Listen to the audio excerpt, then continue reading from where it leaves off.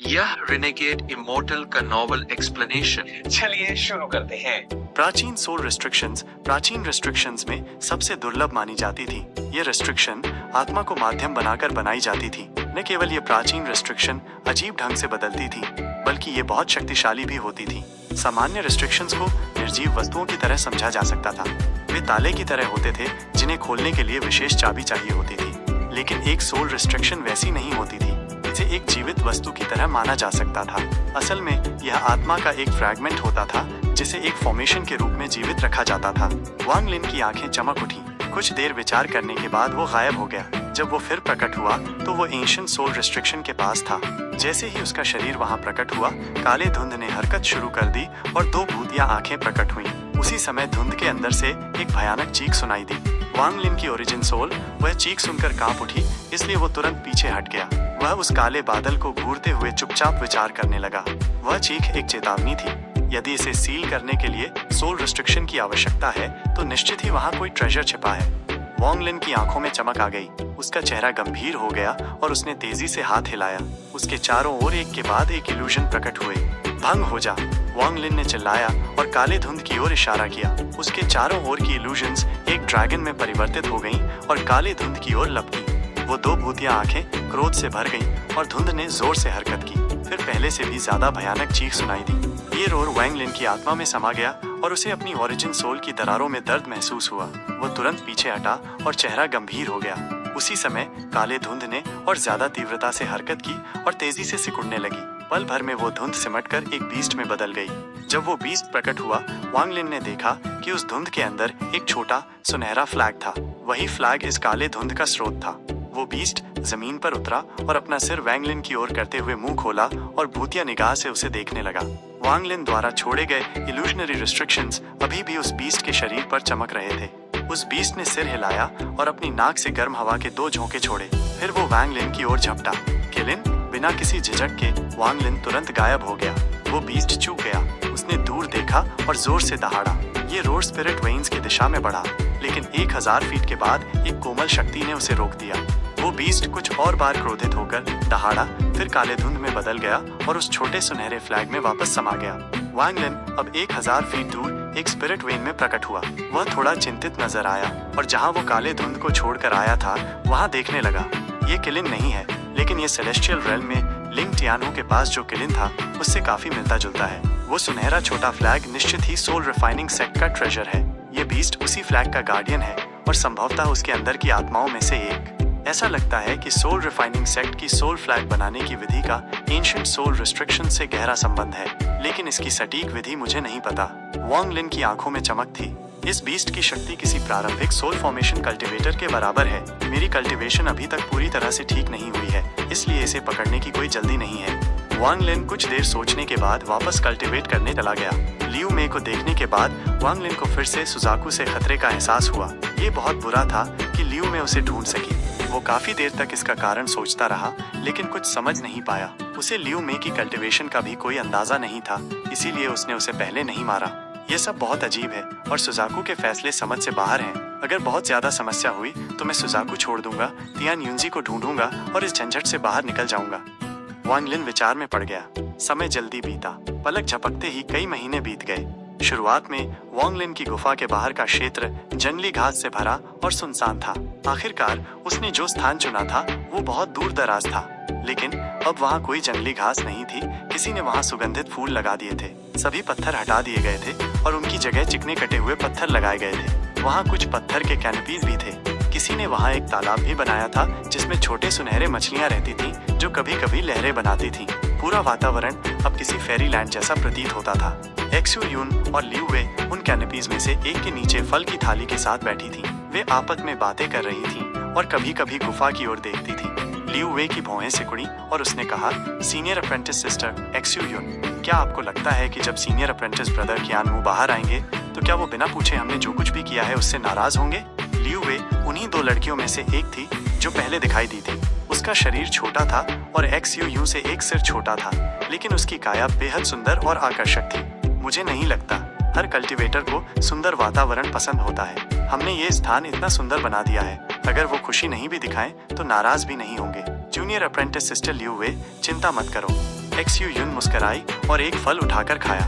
Liu वे के चेहरे पर खुशी उभर आई और उसने कहा, पिछले कुछ महीनों में हमने सीनियर ब्रदर क्यूंग म्यू की प्रतिष्ठा फैलाई है, जिससे हमारा जीवन पहले से बेहतर हो गया है। अगर ऐसा ही चलता रहा तो बहुत अच्छा होगा। मैंने इन महीनों में जितने ब्रोकन सोल्स इकट्ठा किए हैं उतने पहले साल भर में भी नहीं कर पाई थी।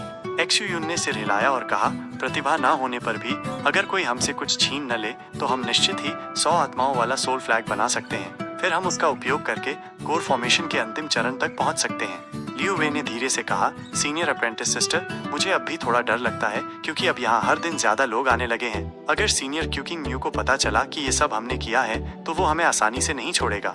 शायद नहीं। एक्सयू यूं अपनी बात पूरी कर पाती इससे पहले ही पहाड़ की चोटी से एक लाल रोशनी उतरी और गुफा के सामने आकर रुकी। वो रोशनी एक बहुत ही सुंदर मिडिल एज्ड मैन में बदल गई। उसकी लहराती बाल और हवा में बहती पोशाक किसी सेलेस्टियल का आभास दे रही थी। जूनियर अप्रेंटिस ब्रदर चिंगमू, मैं गोडोंग जियान हूँ, मुझे आपसे बात करनी है। एक्सयू यून खड़ी हुई और बोली, सीनियर अप्रेंटिस ब्रदर गुडोंग, कृपया वापस जाएं। सीनियर अप्रेंटिस ब्रदर चिंग म्यू अभी भी क्लोज डोर कल्टीवेशन में है। गुडोंग जियन की भौहें सिकुड़ गई। उसने एक्सयू यून की ओर देखा और पूछा, तुम दोनों क्यूइंग म्यू की कॉन्क्यूबाइंस हो? लियू वे का चेहरा लाल हो गया और उसने कुछ नहीं कहा। एक्सयू यून का चेहरा शांत था और उसने कहा, हाँ सीनियर अप्रेंटिस ब्रदर, हम senior apprentice brother king mu की कॉन्क्यूबाइंस हैं।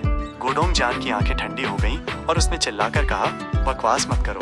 दूसरों को धोखा देना ठीक है, लेकिन मुझे बेवकूफ बनाने की हिम्मत? तुम दोनों यहाँ से भाग जाओ।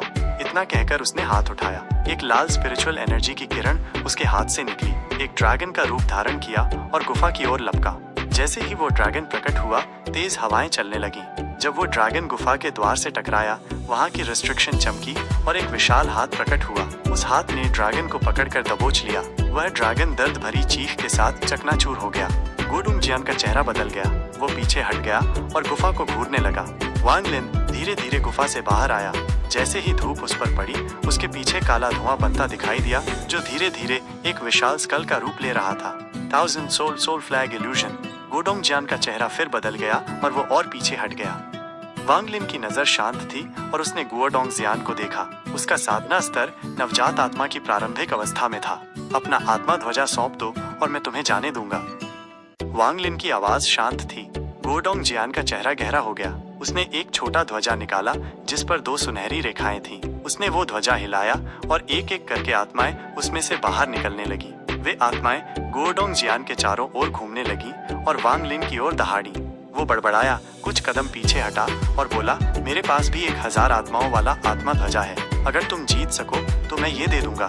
वो सारी आत्माएं अचानक वांग लिन की ओर झपटी। उनमें से कुछ नीम निर्माण स्तर की थी, कुछ कोर निर्माण की, और एक तो ऐसी भी थी जिसमें अंग विकसित हो चुके थे और वो नवजात आत्मा साधक जैसे आभा छोड़ रही थी। वांग लिन शांत रहा। उसने अपनी दाईं उंगली से इशारा करते हुए कहा, भंवर। जैसे ही उसने कहा, सारी आत्माएं दर्द में चिल्लाईं और भंवर में समा गईं। बस वही एक आत्मा बची जिसने नवजात आत्मा आभा छोड़ी थी। उस आत्मा ने एक चीख मारी और किसी अज्ञात विधि से भंवर से बचकर भागने लगी। ये क्या है? वांग लिन की आंखों में चमक आ गई। उसने हाथ फैलाया और वो आत्मा फिर दर्द में चीखी और पकड़ी गई। वांग लिन ने उस आत्मा को देखा और फिर गुओडोंग जियान की ओर देखा। ये नवजात आत्मा कहाँ से पाई? गुओडोंग जियान ने मन ही मन सांस छोड़ी। जब उसने वांग लिन को आत्मा भंवर का प्रयोग करते देखा तो उसने पहले ही हार मान ली थी। वरिष्ठ प्रशिक्षु भाई किंगमू, बधाई हो।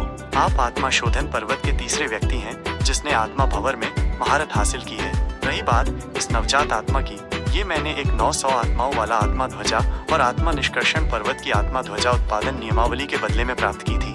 पिछले 3 महीनों की बंद द्वार साधना के दौरान आत्मा नस की सहायता से वांग लिन नवजात आत्मा चरण से आगे बढ़ गया। अब उसे केवल अपनी मूल आत्मा को फिर से बनाना था और फिर उसकी साधना स्तर वापस कोर निर्माण चरण पर पहुंच जाती। अब उसके चेहरे पर केवल 3 चाय के निशान बचे थे और सूर्यताई की मुहर भी टूटने के कगार पर थी। लेकिन इन सबसे बड़ी उपलब्धि ये थी कि वांग लिन ने ये पता लगा लिया था कि पूरी आत्मा शोधन संप्रदाय किसी अदृश्य चीज से ढकी हुई है। यह अदृश्य परत समय समय पर आत्मा के टुकड़े छोड़ती थी और फिर सैकड़ों प्रकार की आध्यात्मिक ऊर्जाएं उन टुकड़ों के लिए लड़ने लगती थी। ये आत्मा के टुकड़े हर बार एक ही जगह प्रकट नहीं होते थे। ये आत्मा शोधन पर्वत के हर कोने में बिखरे होते थे। ये देखकर वांग लिन का मन कांप गया। उसने तुरंत आत्मा ध्वजा नियमावली निकाली और थोड़ी जांच पड़ताल के बाद कुछ रहस्य समझ लिए। आत्मा ध्वजा को तैयार करने के 3 तरीके थे: आत्मा शोधन, आत्मा निष्कर्षण और आत्मा मुहरबंदी। आत्मा शोधन एक ऐसा तरीका था जिससे किसी भी आत्मा के टुकड़े को परिष्कृत कर उसे ध्वजा में बंद किया जा सकता था ताकि वो विलीन न होकर बढ़े। आत्मा निष्कर्षण इससे अलग था। ये आत्मा के टुकड़ों को परिष्कृत नहीं कर सकता था, बल्कि जीवित व्यक्ति की आत्मा को निकालकर उसे आत्मा ध्वजा में बंद कर उस पर नियंत्रण करता था। आत्मा मुहरबंदी को लेकर वांग लिन थोड़ा भ्रमित था, क्योंकि उसके पास इसकी तुलना करने के लिए कुछ नहीं था। आत्मा शोधन पर्वत के अनुसार आत्मा ध्वजाओं की रैंकिंग 10, 100, 1000, 10,000 आदि में होती थी। जितनी ज्यादा आत्माएं उसमें बंद होती, उतनी ही शक्तिशाली वो होती। 10 और 100 आत्माओं वाले ध्वजा सामान्य थे, लेकिन जैसे ही किसी ध्वजा में 1000 आत्माएं होती, वो विशेष मंत्रों का उपयोग कर सकता था और उसकी शक्ति प्राथमिक आत्मा पर निर्भर करती थी। 1000 आत्मा ध्वजा बनाने के लिए एक प्राथमिक आत्मा होना आवश्यक था, और वो आत्मा बाकी सभी आत्माओं से अधिक शक्तिशाली होनी चाहिए। वांग लिन ने जब इस पर विचार किया तो उसे संप्रदाय के नीचे बसे किलीन की याद आई। उसे लगा कि वही उस सुनहरी आत्मा ध्वजा की प्राथमिक आत्मा थी। 3 महीनों में वांग लिन ने बहुत सारे आत्मा के टुकड़े इकट्ठा कर लिए थे। किसी कारणवश वे टुकड़े आत्मा नस में इकट्ठा हो गए थे। जब वांग लिन ने पहली बार जांच की तो वे वहां नहीं थे। कोई उन्हें ठीक उससे पहले जमा कर चुका था। जल्द ही उसे समझ में आ गया कि ये टुकड़े संप्रदाय के नीचे स्थित एक आत्मा ध्वजा द्वारा खींचे जा रहे थे। अब वांग लिन और वो ध्वजा एक दूसरे से टुकड़े चुराने लगे, लेकिन वो ध्वजा स्थिर था, जबकि वांग लिन तेजी से घूम सकता था। इन 3 महीनों में 90% टुकड़े वांग लिन ने ले लिए। इन टुकड़ों में कुछ बहुत ही शक्तिशाली आत्माएं थीं। वांग लिन ने एक नवजात आत्मा स्तर की आत्मा को प्राथमिक आत्मा बना लिया। नवजात आत्मा के टुकड़े साल में केवल 2-3 ही आते थे और हर बार उन पर तीव्र संघर्ष होता था। गुरु डोंगजियान की बातें सुनकर वांग लिन को यह स्पष्ट हो गया कि आत्मा निष्कर्षण पर्वत के शिष्य जीवित शरीरों से आत्माएं निकालते थे। वांग लिन ने तय किया कि उसे उस पर्वत की आत्मा ध्वजा उत्पादन विधि प्राप्त करनी होगी। आत्मा ध्वजा नियमावली में 3 तकनीकें थीं: संघनन, आत्मा भंवर और रक्त बलिदान। संघनन सरल थी और इसे बहुत से लोगों ने कॉपी कर बेचना शुरू कर दिया था। ये आत्मा शोधन पर आधारित थी।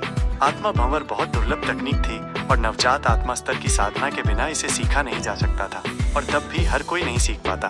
उदाहरण के लिए गुओ डोंगजियान आज तक इसे नहीं सीख पाया था।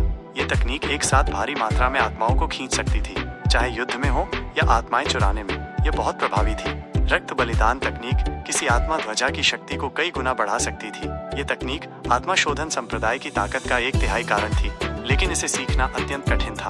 अधिकतर देर नवजात आत्मा स्तर के शिष्य भी इसे नहीं सीख पाए थे। वांग लिन ने हाथ हिलाकर आत्मा भंवर को गायब किया और एक आत्मा ध्वजा निकाला, जिसने ढेर सारी आत्माओं को खींच लिया।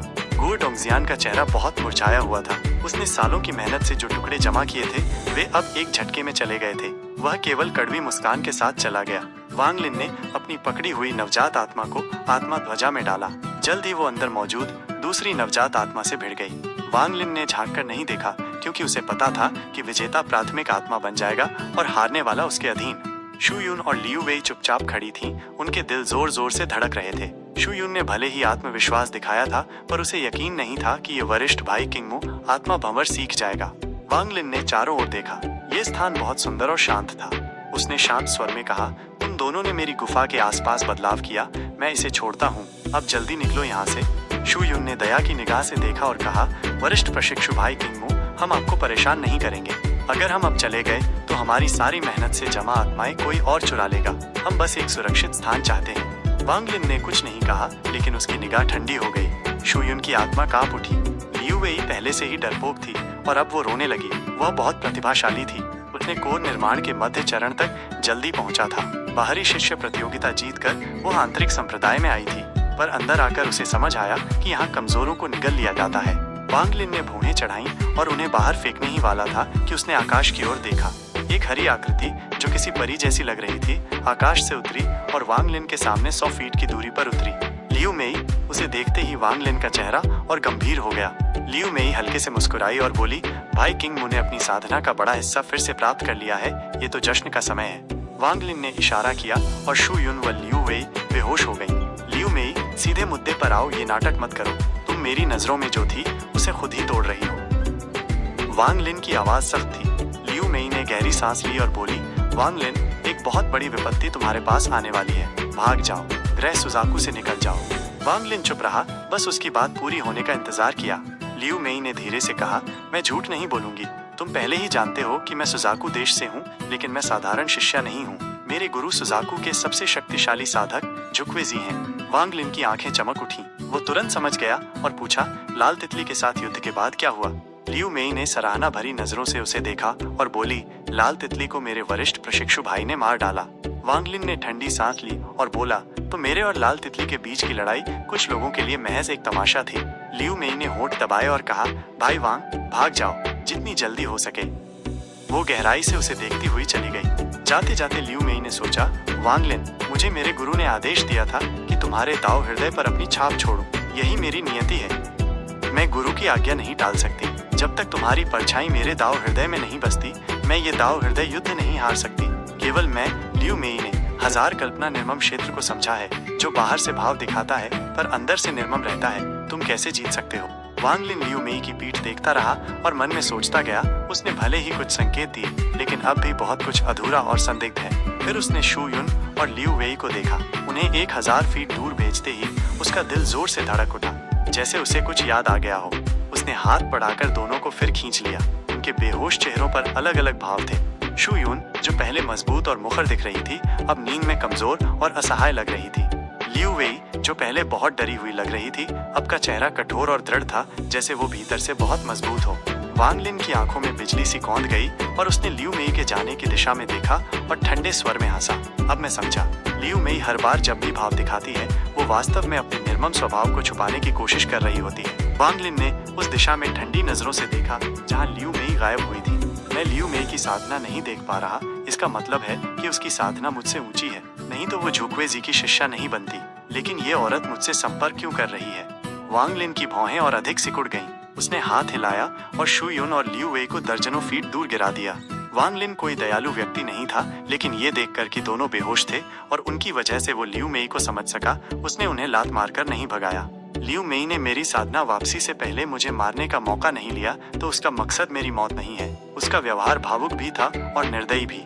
ये अजीब है, जरूर कुछ छुपा हुआ इरादा है। वांग लिन का चेहरा गंभीर हो गया। इसके तुरंत बाद वो अपनी गुफा में लौट आया और ध्यान मुद्रा में बैठ गया। अब साधना कोई समस्या नहीं है। जब मेरी मूल आत्मा पूरी तरह से ठीक हो जाएगी, तब मेरी साधना फिर से आत्मा निर्माण के मध्य चरण तक पहुंच जाएगी। अब सबसे जरूरी है मेरी मूल आत्मा को पुनः स्थापित करना।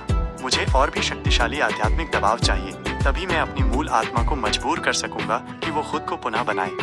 वांग लिन कुछ पल सोच में रहा और फिर गायब हो गया। वह आत्मा, शोधन पर्वत की आत्मा, नस के सबसे गहरे हिस्से में प्रकट हुआ। ये आत्मा नस का सबसे निचला हिस्सा था।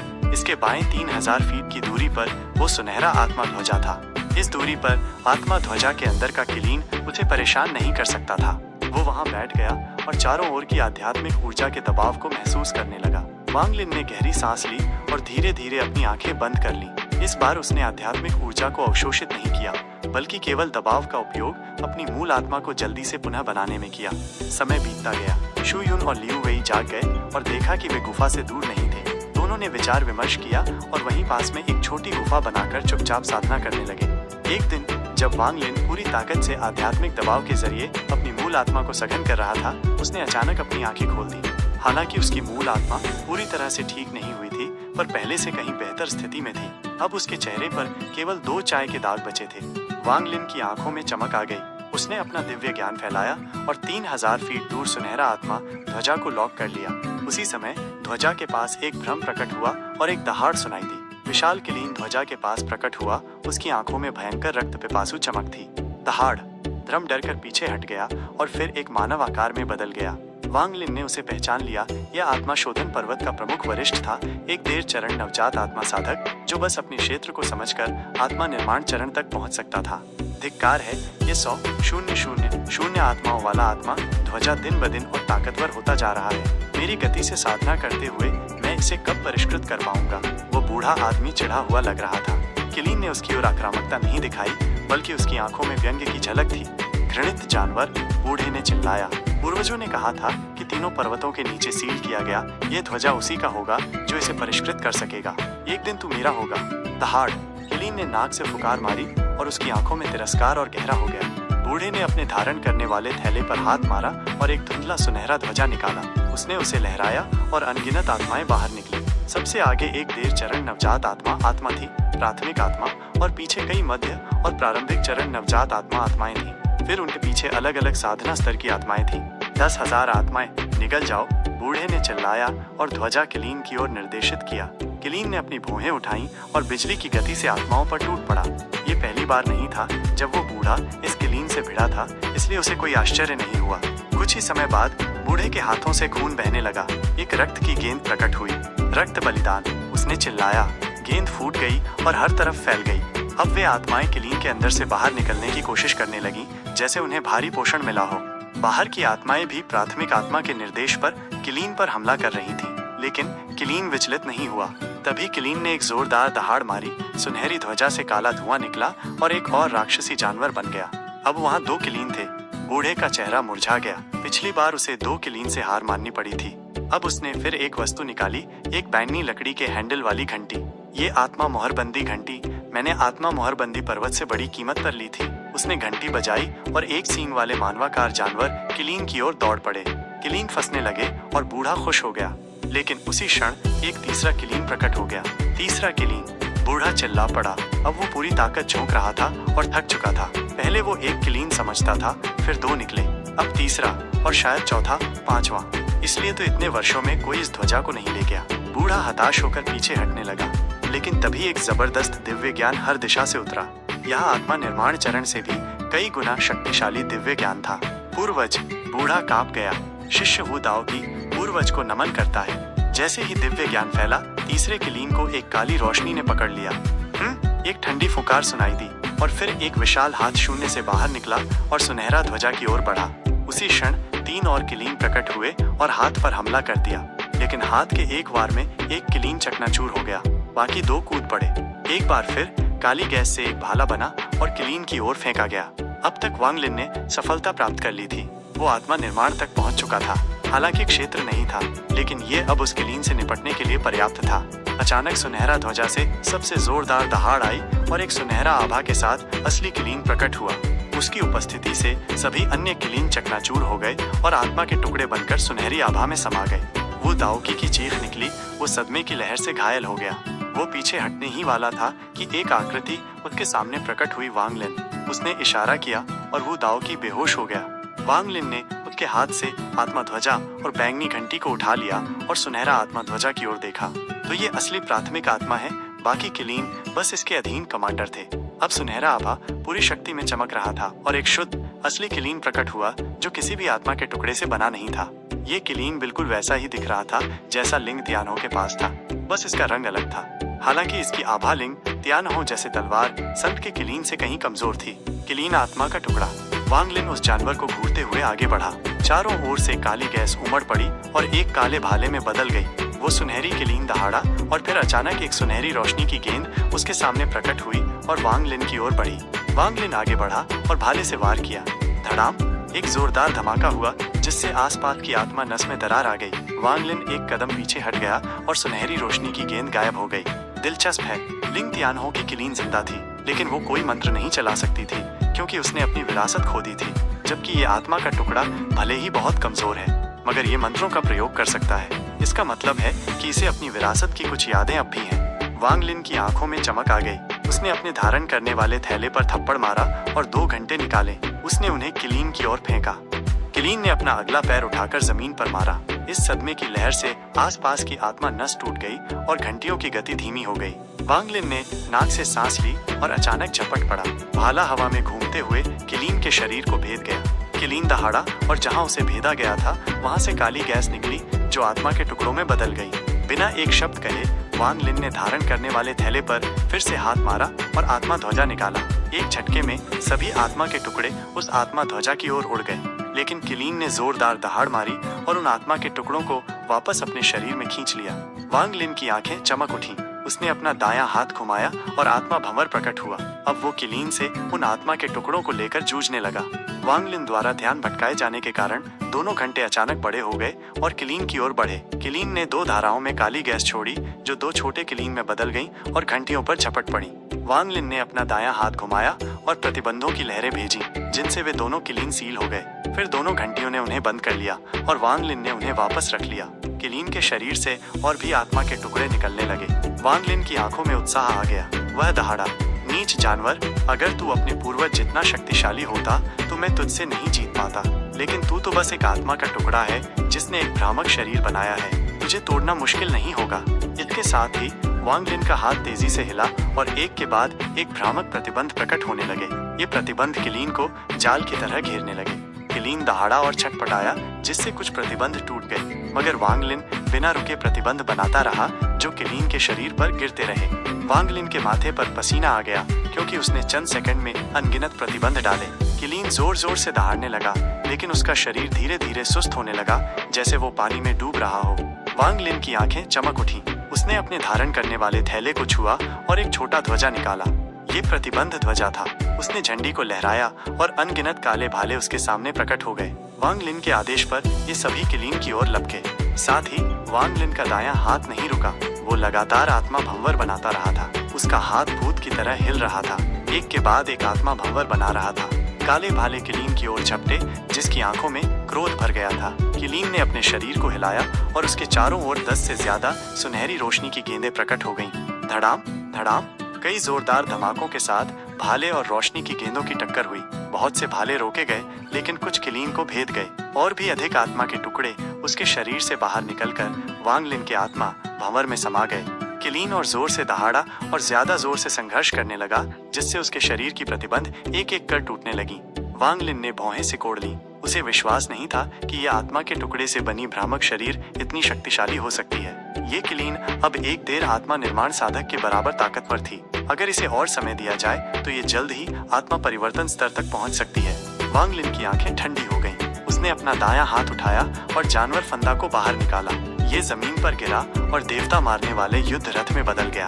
लाल तितली के साथ युद्ध के बाद ये जानवर बहुत कमजोर हो गया था, लेकिन जैसे ही उसने किलीन को देखा, उसके शरीर में कंपकंपी दौड़ गई और आंखों में लालच भर गया।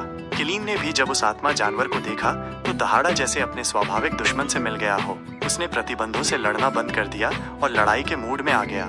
ये देख वांग लिन चौंक गया। उसकी आंखें चमक उठी और बिना देर किए उसने रथ को एक मुहर भेजी। पहली बार वो जानवर खुशी से दहाड़ा और पहली बार वो न तो रथ के खुलने का इंतजार कर रहा था, नहीं वांग लिन को निगलने की कोशिश कर रहा था। वह सीधे किलीन की ओर झपटा, जबकि उसके शरीर से काले जंजीर अब भी बंधे थे। किलीन ने गुस्से से दहाड़ते हुए कई सुनहरी रोशनी की गेंदें बनाई, लेकिन आत्मा जानवर ने उन्हें चीरते हुए किलीन से टकरा गया। दोनों जानवर दर्द में दहाड़े। आत्मा जानवर बहुत तेजी से टकराया था, जिससे जंजीर पूरी तरह खिंच गईं और उसकी पीड़ा से वो पीछे हट गया। उसने जंजीरों को काटने की कोशिश की, लेकिन वे नहीं टूटी। तब वो वांग लिन की ओर मुड़ा और जोर जोर से दहाड़ने लगा। उसका मतलब साफ था, किलीन अब आत्मा जानवर का मुकाबला नहीं कर पा रहा था। उसके शरीर की सारी प्रतिबंध टूट गईं और वह दूर जा गिरा। उसके शरीर से ढेर सारे आत्मा के टुकड़े निकले और वांग लिन के आत्मा भंवर में समा गए। किलीन का शरीर अब पहले जितना ठोस नहीं रहा और ज्यादा भ्रामक हो गया। वो आत्मा जानवर को निराश नजरों से घूरते हुए गुटरगू करने लगा, लेकिन आगे बढ़ने की हिम्मत नहीं हुई, क्योंकि वो केवल एक आत्मा का टुकड़ा था। अपने चरम पर यह आत्मा जानवर से ताकतवर था, लेकिन अब नहीं।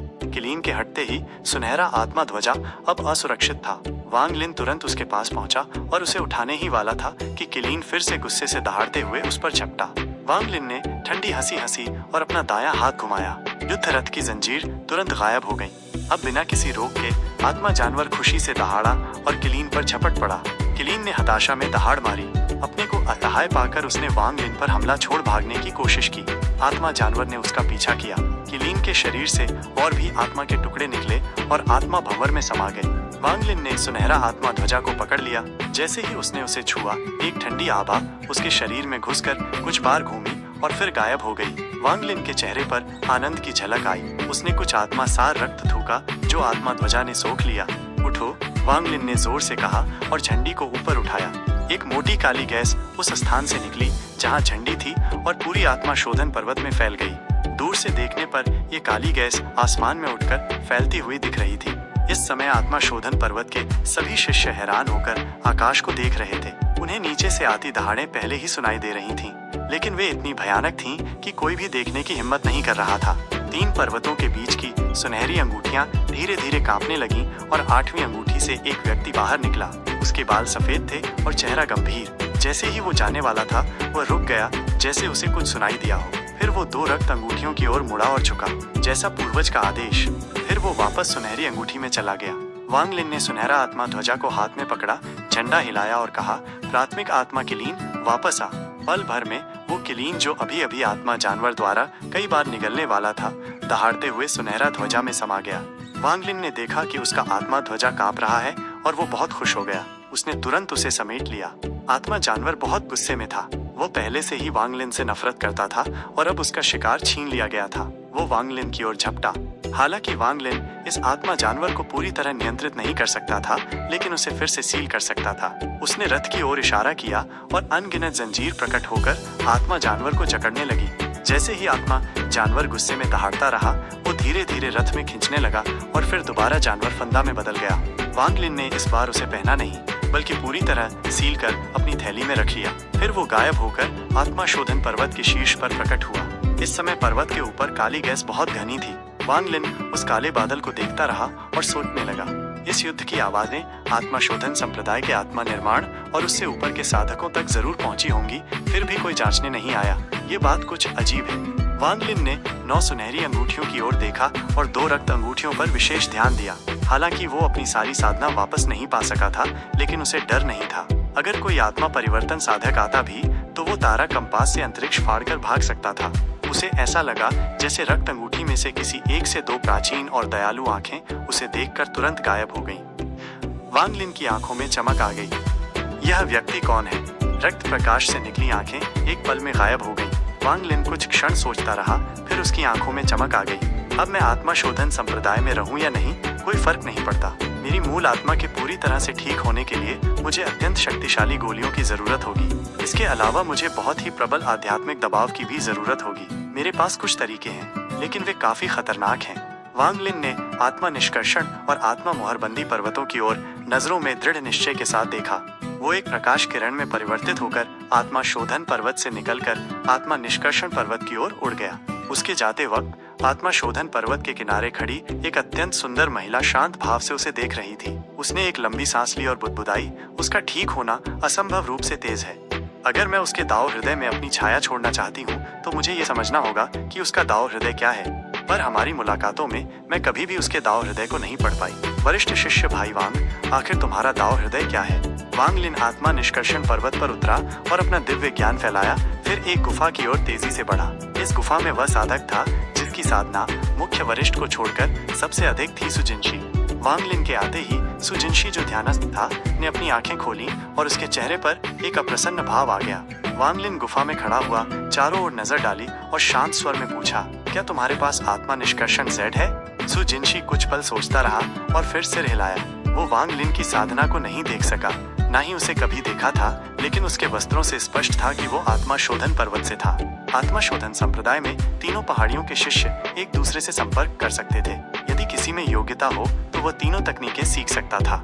सुजिनशी वर्षों पहले आत्मा शोधन पर्वत गया था और वहां से आत्मा शोधन Z प्राप्त किया था। सुजिनशी ने दांत पीसते हुए कहा, मैं तुम्हें आत्मा निष्कर्षण Z दे सकता हूँ, लेकिन मैं इस आत्मा ध्वजा को 1000 आत्मा ध्वजा में परिवर्तित करने के लिए 300 आत्मा के टुकड़े कम हूँ। यदि तुम मुझे 300 आत्मा के टुकड़े दे दो तो मैं तुम्हें आत्मा निष्कर्षण Z देखने दूंगा। वांगलिन ने उसे देखा। उसकी साधना इतनी ऊंची थी कि वो कुछ चुराना अपमानजनक मानता था। उसने अपनी 1000 आत्मा ध्वजा निकाली, जिसमें 2000 से अधिक आत्मा के टुकड़े थे। उसने झटका दिया और 300 आत्मा के टुकड़े बाहर आ गए। वांगलिन ने अपना बायां हाथ बढ़ाया और उन 300 आत्मा के टुकड़ों को एक काले मोती में परिवर्तित किया, फिर सुजिनशी की ओर बढ़ा। सुजिनशी भी निर्णायक था। उसने एक बैंगनी जेड निकाली और वांगलिन को दे दी, फिर पूछा, वरिष्ठ शिष्य भाई का नाम क्या है? किंगमू। वांगलिन ने जेड लिया और दिव्य ज्ञान से स्कैन किया। उस जेड में सचमुच जीवित आत्मा निकालने की विधि, उसे बिखरने से कैसे रोका जाए और अंत में आत्मा ध्वजा में उपयोग कैसे किया जाए, सब कुछ था। आत्मा निष्कर्षण Z में 3 तकनीकें भी थी, आत्मा शांत करना, आत्मा लुभाना और आत्मा विष। आत्मा शांत करना आत्मा निष्कर्षण का मूल था। इसके बिना सफलता की संभावना बहुत कम होती। इसके उपयोग से सफलता की दर अत्यधिक बढ़ जाती।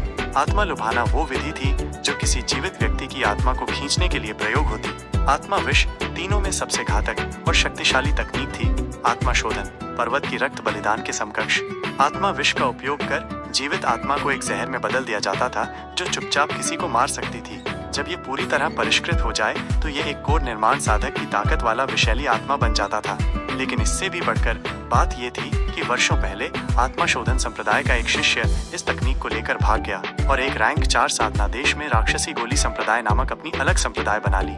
उसने आत्मा विष तकनीक को गोली में परिवर्तित किया और उस पर मृत्यु आभा डाला, जिससे एक हरा कोर बना। इसे हरा कोर विधि कहा गया और इससे वो आत्मा निर्माण चरण तक पहुंच गया। उस युग में वो एक प्रतिभाशाली माना गया। एक सुनहरा कोर केवल एक ही हो सकता है, लेकिन हरे कोर अनेक हो सकते हैं। उसने इस विधि से दसियों हजार हरे कोर बनाए। जब वो हमला करता, वो हजारों हरे कोर को एक साथ फोड़ता। उसकी शक्ति इतनी भयावह थी कि आत्मा परिवर्तन साधक भी उससे भिड़ने से कतराते थे। आत्मा शोधन संप्रदाय ने उनके गद्दारी करने पर कभी कोई कार्रवाई नहीं की, जिससे सभी हैरान थे। धीरे धीरे वो व्यक्ति इतिहास में विलीन हो गया। सु जिनसी ने वांगलिन की ओर देखा और पूछा, क्या वरिष्ठ शिष्य भाई किंगमू अब आत्मा मुहरबंदी पर्वत जाकर आत्मा मुहरबंदी जेड लेंगे? वांगलिन ने आत्मा निष्कर्षण जेड को रखा और सिर हिलाया। सु जिनशी ने कड़वी मुस्कान के साथ कहा, आप वहाँ मत ही जाइए वरिष्ठ, वहाँ एक भी आत्मा मुहरबंदी जेड नहीं है। केवल आत्मा निर्माण पूर्वजों को ही इसे सीखने की अनुमति है। आत्मा मुहरबंदी पर्वत में केवल आत्मा शोधन और आत्मा निष्कर्षण जेड का मिश्रण है। वांगलिन का भाव नहीं बदला। उसने सिर हिलाया और गायब हो गया। कुछ ही पल में वो आत्मा मुहरबंदी पर्वत पर पहुंचा और वहां के एक शिष्य से वही जानकारी सुनी जो सु जिनशी ने दी थी। वांगलिन ने आत्मा निष्कर्षण और आत्मा मुहरबंदी पर्वतों के आत्मा नसों के नीचे भी जांच की। केवल आत्मा मुहरबंदी पर्वत के नीचे एक आत्मा ध्वजा था, पर वो बहुत शक्तिशाली नहीं था। उसके भीतर के आत्मा के टुकड़ों की शक्ति भी असमान थी। वांगलिन ने उसे बड़ी आसानी से निकाल लिया। आत्मा निष्कर्षण पर्वत के नीचे कुछ भी नहीं था। यह स्पष्ट था कि वह आत्मा ध्वजा वर्षों पहले कोई ले गया था। इन सब के बाद वांगलिन ने ऊपर 9 सुनहरे वलयों और 2 रक्त वलयों की ओर देखा। कुछ समय बाद उसकी आंखों में तीव्र दृढ़ता आ गई। मेरी मूल आत्मा की रिकवरी आज पर निर्भर करेगी। मुझे आत्मा शोधन संप्रदाय के आत्मा परिवर्तन पूर्वज से लड़ना होगा। केवल आत्मा परिवर्तन साधक के आध्यात्मिक दबाव के नीचे ही मेरी मूल आत्मा पूरी तरह से पुनः प्राप्त हो सकती है। उस समय मैं तारा कंपास से भाग सकता हूँ। भले ही वो पूर्वज मुझे पकड़ना भी चाहे, वो नहीं पकड़ सकेगा। वांगलिन ने गहरी सांस ली और उसकी आंखों में युद्ध की तीव्र इच्छा भर गई। वह प्रकाश किरण में बदलकर 9 सुनहरे वलयों की ओर उड़ गया। उसके बाएं हाथ में 10,000 आत्मा ध्वजा थी और दाएं हाथ में 999 प्रतिबंधों वाला प्रतिबंध ध्वजा। इन दोनों झंडों के साथ वो 9 सुनहरे वलयों के सामने पहुंचा। जैसे ही वो पहुंचा, उसने दोनों ध्वजा लहराए। आत्मा ध्वजा से एक स्वर्णिम किलीन बाहर निकला। उसके पीछे 9 काले किलीन निकले और उनके पीछे अनगिनत आत्मा के टुकड़े थे। कुछ ही क्षणों में पूरा आत्मा शोधन संप्रदाय आत्मा के टुकड़ों से ढक गया। चारों ओर केवल आत्माओं की दहाड़ गूंज रही थी।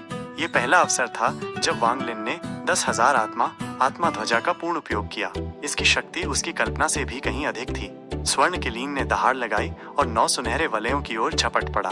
धड़ाम धड़ाम धड़ाम। तेज धमाकों की आवाज के साथ किलीन और उसके पीछे के काले किलीनों ने उन वलयों से टकराए, जिससे उनमें से विभिन्न उम्र के पुरुष और महिलाएं प्रकट हुईं। ये 9 लोग आत्मा शोधन संप्रदाय के 9 आत्मा निर्माण साधक थे। वे प्रकट होते ही किलीन को देखकर हैरान रह गए। स्वर्ण किलीन कुछ कदम पीछे हटा, अपना सिर झटका और 2 काले धुएं की धाराएं उगल दी। वांगलिन किलीन के ऊपर खड़ा था। किलीन हिचकिचाया, लेकिन उसने अपना सिर नहीं झटका, बल्कि उन 9 लोगों को क्रोध से देखने लगा। तुम्हारी हिम्मत कैसे हुई? एक सामान्य सी दिखने वाली महिला, जो उन 9 आत्मा निर्माण साधकों में से एक थी, ने क्रोधित होकर वांगलिन की ओर देखा और हमला करने जा रही थी। वांगलिन ने उसकी ओर देखा और गर्जा, दूर हट जाओ। वांगलिन से एक भयंकर आभा फैली। ये आभा उस महिला के सहन से बाहर थी। आखिर वांगलिन ने अपनी साधना को आत्मा निर्माण स्तर तक वापस प्राप्त कर लिया था। बस उसका क्षेत्र अभी शेष था। वो लाल तितली से लड़ चुका था, इसलिए उसकी साधना सामान्य आत्मा निर्माण साधकों से कहीं अधिक प्रबल थी। वो महिला केवल प्रारंभिक आत्मा निर्माण स्तर पर थी। उसे हराना वांगलिन के लिए कठिन नहीं होता। वांगलिन की गर्जना और उसकी आभा के दबाव से महिला पीछे हट गई। उसका चेहरा पीला पड़ गया और आंखों में डर उभर आया। फिर उसे क्रोध आया। आत्मा निर्माण बनने के बाद उसे किसी ने कभी ऐसे नहीं डांटा था, लेकिन उसने अपना क्रोध दबा लिया और वांगलिन की ओर व्यंग्य भरी मुस्कान फेंकी। आत्मा निर्माण साधक मूर्ख नहीं होते। वह जानती थी कि यदि यह व्यक्ति आया है तो उसके पास जरूर कोई विशेष तुरुप का पत्ता है। अकेला स्वर्ण किलीन ही उसके लिए भारी था।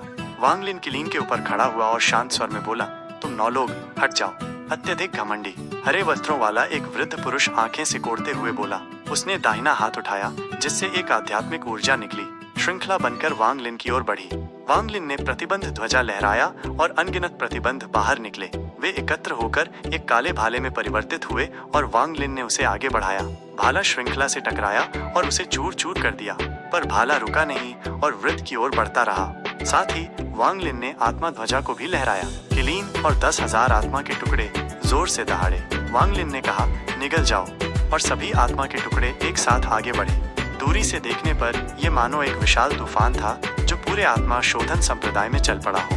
तभी रक्त वलयों में से एक प्राचीन स्वर गूंजा, बालक, इस वृद्ध ने तुम्हारा बहुत समय से इंतजार किया है। जैसे ही आवाज आई, एक नीली पोशाक पहने, कमर तक बालों वाला व्यक्ति रक्त वृत्तों में से एक से बाहर निकला। केवल एक कदम में ही वो सभी के सामने पहुंच गया। उसकी पोशाक बहुत बड़ी थी, इसलिए जैसे ही वो चला, वो भी हिलने लगी। उस व्यक्ति का चेहरा धूसर और बहुत बूढ़ा लग रहा था, लेकिन उसकी आंखें तारों की तरह चमक रही थीं। उसने ध्यान से वांग लिन को देखा और फिर अपना हाथ लहराया। तुम 9 लोग जा सकते हो। उस हाथ की लहर में एक शक्तिशाली दबाव था। 9 आत्मा निर्माण स्तर के साधकों ने आदरपूर्वक झुककर अभिवादन किया और गायब हो गए।